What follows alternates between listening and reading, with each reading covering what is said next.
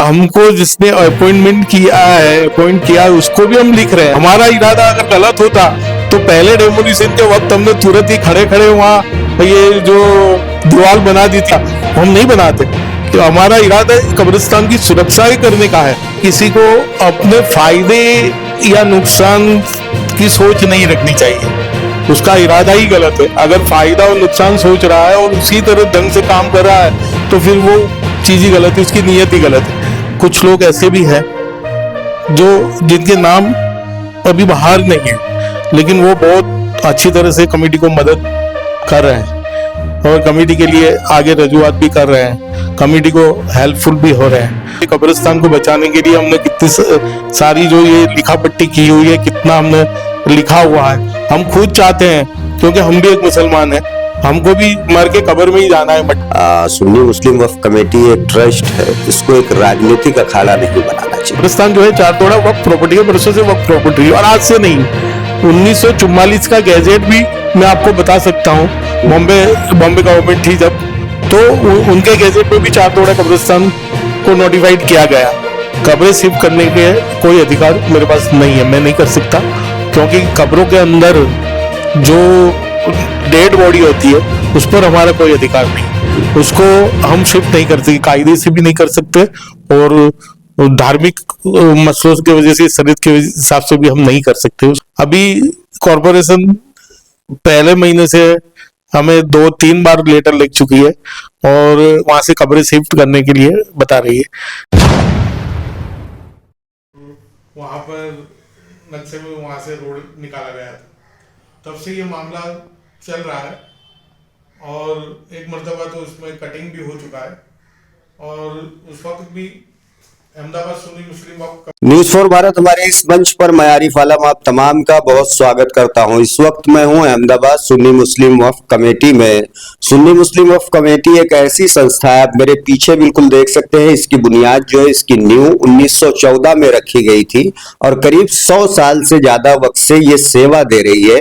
लेकिन बीते दिनों न्यूज फॉर भारत की टीम ने खबर चलाई थी, खबर नहीं सीरीज चलाई थी, कि किस तरीके से सुन्नी मुस्लिम वक्फ कमेटी में ट्रस्टियों के नाम पर राजनीतिकरण हो रहा है और इस पूरी संस्था को राजनीतिक अखाड़ा बनाने की कोशिश की जा रही है। उसके बाद में एक बार फिर से मामला आया है अहमदाबाद के चार तोड़ा मामला का, जहां पर कब्रिस्तानों को हटाने के लिए अहमदाबाद म्युनिसिपल कॉर्पोरेशन ने नोटिस दिया है, लेकिन इस पूरे मामले को लेकर सियासत हो रही है। ऐसा कहना इसलिए पड़ रहा है क्योंकि इस संस्था की जो उम्र है वो 100 साल से ज्यादा है, और जो लोग इस संस्था के नाम पर अपनी सियासत चमकाने की कोशिश कर रहे हैं वो इस संस्था के सामने बौने लग रहे हैं, या तो यूं कहा जाए कि इस संस्था की उम्र के आगे वो नाबालिग हैं, बावजूद इसके इस मामले को लेकर सियासी रोटियां सेकने की कोशिश कर रहे हैं। मालवत साहब हैं, मालवत साहब केयर टेकर है अहमदाबाद सुन्नी मुस्लिम वक्फ कमेटी के, उन्हीं से बातचीत करता हूं। मालवत साहब, ये पूरा मामला क्या है और किस तरीके से इसको जो है हंगामे में आया या चर्चाओं में आया? अस्सलाम वालेकुम। ये जो आपने अभी कहा कि ये सुन्नी मुस्लिम वक्फ कमेटी 1914 से काम कर रही है, इसके पहले भी मुस्लिम पंच काम कर रहा था, वही अहमदाबाद सुन्नी मुस्लिम वक्फ कमेटी के नाम से फिर आगे चालू रहा। और ये सिर्फ 112 साल या 113 साल वाला मामला नहीं है, ये बहुत पुराना मामला है, मुस्लिम पंच के जमाने का मामला है, जब ये कमेटी काम कर रही थी या काम हो रहा था। फिर उसके बाद कई बार वक्फ एक्ट बने, उसके अंदर फेरफार हुए, उसके अंदर अमेंडमेंट्स हुए, और लेकिन फिर भी वक्फ कमेटी ने अपना काम हमेशा चालू रखा और करती रही। आज इतने सारे इदारे वक्फ कमेटी के पास है, शुरुआत में नहीं थे। अब यही बताता है कि वक्फ कमेटी ने पुरजोश से काम किया है, कौम की सेवा की है, कौम के बच्चों की भी मदद करती है, एजुकेशन के लिए भी ये जो अहमदाबाद सुन्नी मुस्लिम वक्फ कमेटी है काम करती है। जो भी गरीब बच्चे हैं उनको जो हायर एजुकेशन लेना चाहते हैं उनको सेमेस्टर जो भी फंड अवेलेबिलिटी होती है उसके मुताबिक 25,000 रुपए हर सेमेस्टर के हम लोग देते हैं। क्लासेस चलाते हैं, कॉम्पिटिटिव एग्जाम के क्लास चलाते हैं, कंप्यूटर क्लास चलाते हैं, C1 क्लास चलाते हैं, फैशन डिजाइन के क्लास चलाते हैं। अरबी उर्दू के सबके क्लास चलते हैं। तो ये और 34 मस्जिदा, जिसमें 5 मस्जिदा तो एएसआई की है, उसका भी हम वहीवट देखते हैं। यतीम खाना चलाते हैं जिसमें बच्चों को हाउसिंग, लॉजिंग, बोर्डिंग, सब फैसिलिटीज और एजुकेशन की फैसिलिटीज दी जा रही। तो ये बहुत बड़ा इदारा है, गुजरात का सबसे बड़ा इदारा है। और अहमदाबाद सुन्नी मुस्लिम वक्फ कमेटी में सबसे पहले तो मैं ये बता दूं कि अभी फिलहाल कोई ट्रस्टी नहीं है, ये कमेटी है ही नहीं है अभी। तो इस कमेटी को 29/11/2024 के ऑर्डर से बर्खास्त कर दिया गया। उसके बाद मेरी अपॉइंटमेंट केयर टेकर तरीके हुई है, यानी मेरे पास जो पावर है वो उतने नहीं है जितने ट्रस्टियों के पास है, लिमिटेड पावर है, और उसी के चलते मुझे काम करना है। लेकिन फिर भी जितना हो सके मैं अपनी टीम के साथ बहुत अपनी सेवाएं दे रहा हूँ, फुल टाइम दे रहा हूँ, और यहाँ फुल टाइम अवेलेबल भी रहता हूँ, और हर काम को देखता हूँ। और गुजरात राज्य वक्फ बोर्ड से भी जो भी मार्गदर्शन हो, लेना हो, मैं तुरंत जाके ले लेता हूँ। लेकिन मालवा साहब, अभी ये जो चारतोला कब्रिस्तान का मामला है, कब्रों को बुलडोजर चलाने की नोटिस दी गई है, उसके बाद से ये पूरा मामला एक बार फिर से चर्चाओं में आ गया है। ये मामला क्या है वो बताइए। अब ये मामला 2006-07 से शुरू हुआ था। 2006-07 में जब यानी नगर विकास की यानी टीपी स्कीम पड़ी, तब यहाँ से कब्रिस्तान के अंदर से रोड रोड डाला गया, कब्रिस्तान के अंदर से रोड डाला गया। अच्छा। और तब से ये मामला चल रहा है। कुछ बंदे उस जमाने में सुप्रीम कोर्ट तक भी गए थे, और ये इसके अंदर मैं बहुत ज्यादा नहीं जाना चाहता क्योंकि बहुत पुराना मामला है। तब से ये मामला चल रहा है। अभी कॉर्पोरेशन पहले महीने से हमें 2-3 बार लेटर लिख चुकी है और वहां से कब्रें शिफ्ट करने के लिए बता रही है। लेकिन मैंने उन्हें लिखा है, उनको भी, अहमदाबाद म्युनिसिपल कॉर्पोरेशन को भी बार बार लिखा है, और गुजरात राज्य वक्फ बोर्ड को भी बार बार लिखा है कि कब्रें शिफ्ट करने के कोई अधिकार मेरे पास नहीं है, मैं नहीं कर सकता। क्योंकि कब्रों के अंदर जो डेड बॉडी होती है उस पर हमारा कोई अधिकार नहीं, उसको हम शिफ्ट नहीं कर सकते, कायदे से भी नहीं कर सकते, और धार्मिक मसलों की वजह से, शरीयत के हिसाब से भी हम नहीं कर सकते। उस बॉडी को वहां से निकालना हमारे लिए नामुमकिन वाली बात है। और हम ये भी चाहते हैं कि कब्रों के ऊपर रोड रास्ते ना बने, क्योंकि रोड रास्ते बनने से कब्रों की बेहुरमती होगी, दरगाहों की बेहुरमती होगी, ये सीधी बात है। तो हमने पूरी कोशिश की है, जब से ये मामला चल रहा है पहले महीने से, तब से लेके आज तक, यानी जनवरी 25 से लेकर आज तक हमने बार बार गुजरात राज्य वक्फ बोर्ड को भी रिप्रेजेंटेशन दिए हुए हैं। आपके सामने सारे रिप्रेजेंटेशन पड़े हुए हैं। गुजरात राज्य वक्फ बोर्ड को भी हमने लिखा है, अहमदाबाद म्युनिसिपल कॉर्पोरेशन के पदाधिकारी और जो भी होद्देदार है उन तमाम को हमने लिखा है। नोटिस, जो फाइनल नोटिस आई उसके बारे में भी हमने उनको जवाब दिया है कि भाई कलम 91 जो है गुजरात वक्फ एक्ट 1995 की, वो कलम 91 के मुताबिक कोई भी जमीन पर संपादन करने से पहले गुजरात राज्य वक्फ बोर्ड की परमिशन लेना जरूरी है, और बिना परमिशन लिए इसके ऊपर ये कोई भी वक्फ की जमीन संपादन नहीं की जा सकती। और ये जो मसला है वो उसी को लेकर है कि भाई ये जो प्रॉपर्टी है वक्फ प्रॉपर्टी है, कब्रिस्तान जो है चारतोड़ा वक्फ प्रॉपर्टी है, बरसों से वक्फ प्रॉपर्टी है, और आज से नहीं। 1944 का गैजेट भी मैं आपको बता सकता हूँ, बॉम्बे गवर्नमेंट थी जब, तो उनके गैजेट में भी चारतोड़ा कब्रिस्तान को नोटिफाइड किया गया उसको। तो ये कब्रिस्तान बरसों से चला आता है और बरसों से है। अच्छा मालवा साहब, कितने कब्रों को तोड़ने के लिए नोटिस दी गई है और कितना फुट जो है वो कटिंग में आ रहा है? कब्रों को हटाने की नोटिस में कहीं गिनती नहीं लिखी कब्रों की, सिर्फ इतना लिखा है कि भाई जो ये हमें रोड कटिंग में जो रास्ता जा रहा है उसके ऊपर जो आई कच्ची पक्की कब्रों को हटा दिया जाए और उसको हटाकर शिफ्ट कर दिया जाए और जमीन को खाली कर दिया जाए। तो हमने इसी बारे में लिखा है कि भाई हम ये काम हम नहीं कर सकते, क्योंकि धार्मिक जो मसला है वो भी हमें इजाजत नहीं देता, और ना ही हम कोई धार्मिक अथॉरिटी है कि इसके ऊपर कोई निर्णय ले। ना ही हम कोई ऐसी अथॉरिटी है कि वक्फ की जमीन के बारे में भी कोई डिसीजन ले। तो हमने बोर्ड को भी लिखा हुआ है और बार बार म्युनिसिपल कॉर्पोरेशन को भी लिखा हुआ। लास्टली हम ये सैटरडे कोई वहाँ विराटनगर बोर्ड की अहमदाबाद म्युनिसिपल कॉर्पोरेशन के पुलिस जोन में जाके आए थे, उनको हमने वो एक्ट भी बताया, उन्होंने एक्ट की जो 91 जो कलम है उसका फोटो भी लिया। तो ये रजूआतें हम कर चुके हैं और कर रहे हैं कि भाई आप बोर्ड से परमिशन लीजिए। बोर्ड अगर, और बोर्ड को भी हम कह चुके हैं कि आप इसे रुकवाइए और आप इनको वो कहिए कि भाई ये कब्रिस्तान में से कोई रजिस्टर ना निकाले।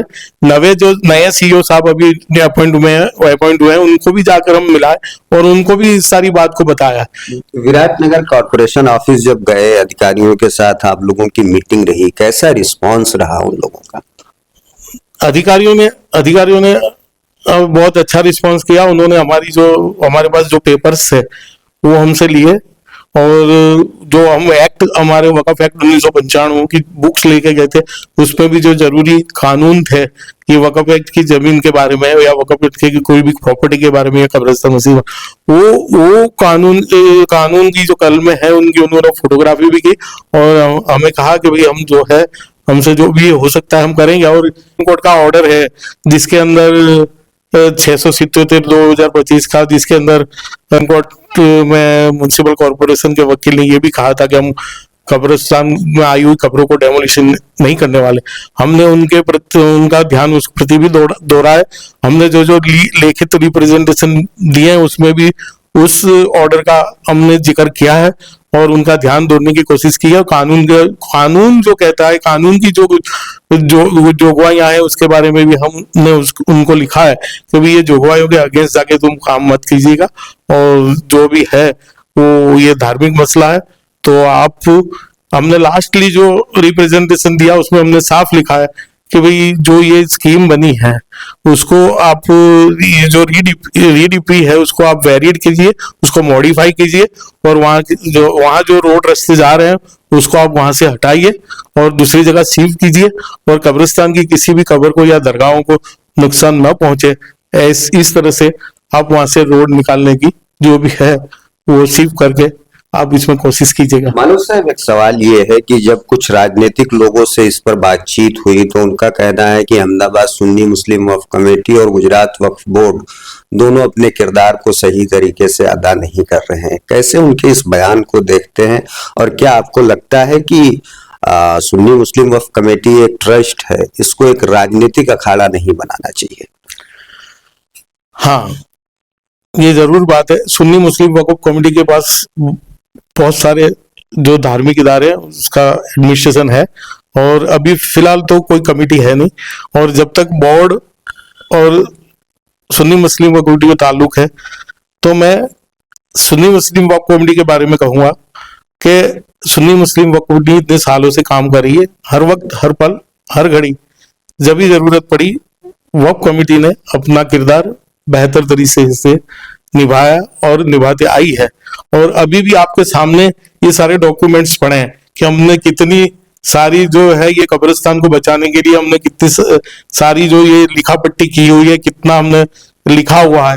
हम खुद चाहते हैं, क्योंकि हम भी एक मुसलमान हैं, हमको भी मर के कब्र में ही जाना है, मट्टी में ही हमें भी जाना है। तो ये कैसे चाहेंगे कि कब्रों को तोड़ दिया जाए या कब्रों को हटा दिया जाए? हमारे जो माँ बाप हैं वो भी कब्रों में है, तो हमारे माँ बाप है, हमारे दादा दादी है, हमारे जो रिश्तेदार है वो भी कब्रों में ही सो रहे हैं। तो हम नहीं चाहेंगे कि कोई कब्रों को तोड़ा जाए या कोई दरगाह को कोई नुकसान पहुंचाया जाए। अच्छा, ये एक मजहबी मामला है, क्या एक ऐसा मैसेज एक आप देंगे कि इसको राजनीतिक रंग ना दिया जाए, जो लोग भी इस पर राजनीति करना चाहते हो? देखिए, पहली बात तो मैं ये कहूंगा कि ऐसा भी नहीं है, कुछ लोग ऐसे भी हैं जो जिनके नाम अभी बाहर नहीं है लेकिन वो बहुत अच्छी तरह से कमेटी को मदद कर रहे हैं और कमेटी के लिए आगे रजूआत भी कर रहे हैं, कमेटी को हेल्पफुल भी हो रहे हैं। और हम खुद भी इसके पीछे दिन रात लगे हुए हैं और हर जगह हम कोशिश कर रहे हैं कि ये कब्रिस्तान को वो कटने से या वहां से रोड रास्ते निकालने से बचाया जाए, वहां कब्रों को बचाया जाए, वहां दरगाहों को बचाया जाए। हम ये कोशिश में रात दिन लगे हैं, हमारी पूरी कोशिश है इसको बचाने की। लेकिन हम ये भी चाहेंगे कि कमेटी जो है उस कमेटी को आप बदनाम करते हो, लेकिन ये कमेटी को आप उम्र देखिए कितने सालों से कमेटी चल रही है। कमेटी ने हमेशा अपना बेहतर किरदार किया, कमेटी काम करती आई है, करती भी रहेगी। लेकिन कुछ कानून होते हैं, कुछ ऐसी बातें भी होती हैं कि जिसके वजह से ये सारी मुश्किलातें खड़ी होती हैं। लेकिन जो भी है, हम पूरी कोशिश कर रहे हैं कि ये कब्रिस्तान को बचाया जाए। और जहां तक राजनीति का सवाल है, हम यही चाहेंगे, सबको अधिकार है, जो भी राजनीति में है अपनी तरफ से वो रजुआतें कर सकता है, अपनी तरफ से उसको वो अपनी जो भी है इस कब्रिस्तान की बचाने की मुहिम में अपने तरफ से जो भी है वो रजुआत कर सकता है। सबको लोकशाही में अधिकार है और हम किसी को रोक नहीं सकते। लेकिन हम इतना जरूर मैसेज देना चाहेंगे कि जो भी हो उसको बड़े आराम से, बड़े यानी जो है कानून की एक सीमा में रहकर काम किया जावे। मालूम साहब, ये सवाल इसलिए मैंने किया क्योंकि मैं भी एक मुसलमान हूँ, मुझे भी मरने के बाद में कब्र में जाना है। लेकिन क्या ऐसा हसास मामला, संवेदनशील मामला कब्रिस्तान, उस पे राजनीति, ये मुझे लगता है कि इस पर पूरे उम्मत को बैठना चाहिए और इसका बीच का रास्ता क्या हो सकता है, इस पर हल करने की चर्चा होनी चाहिए, गौर फिक्र होनी चाहिए। ना कि इसे राजनीतिक मुद्दा बनाना चाहिए कि हमारा मामला है, इसकी वजह से हमें फला फायदा होगा, फला नुकसान होगा। हाँ, इसमें किसी को अपने फायदे या नुकसान की सोच नहीं रखनी चाहिए।